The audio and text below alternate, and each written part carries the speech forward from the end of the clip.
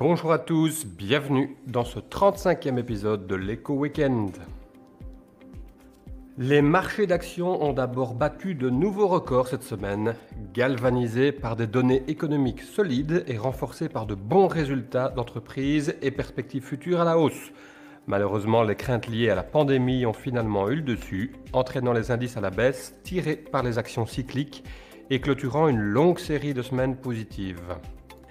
Si les investisseurs américains s'attendaient à une hausse de l'impôt des sociétés pour financer le plan infrastructure de Biden, l'intention de doubler la taxe sur les plus-values, jusqu'à 39,6%, a eu l'effet d'une petite bombe ce jeudi. La plupart des actifs se sont remis de cette mauvaise nouvelle dès vendredi, mais le Bitcoin qu'on voit apparaître à l'écran avait encore une méchante gueule de bois. Pourtant, loin de nos critères belges, le projet de Biden vise à taxer les plus-values des personnes dont les revenus dépassent 1 million de dollars par an, ce qui peut paraître raisonnable, il s'agit de 0,32% des contribuables américains. Pour le reste, la saison des résultats bat son plein aux États-Unis.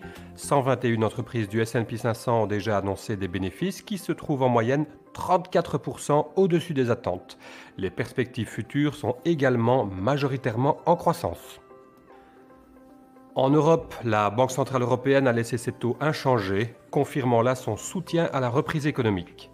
Moins de résultats bénéficiaires ici, mais des révisions à la hausse des perspectives bénéficiaires futures des entreprises ont également constitué un facteur d'optimisme. Malgré l'évolution des vaccinations, dont je vous parle régulièrement, les inquiétudes sur le développement de nouveaux variants entretiennent l'incertitude. Sur ce point, les pays émergents sont les plus touchés, ainsi que le Japon, qui corrige d'ailleurs davantage dans notre tableau de suivi des performances.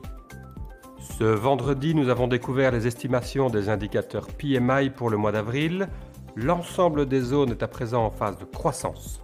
En Europe, pour la première fois depuis 8 mois, le secteur des services passe dans le vert et excellente nouvelle également du côté des industries, puisqu'elles franchissent un record historique.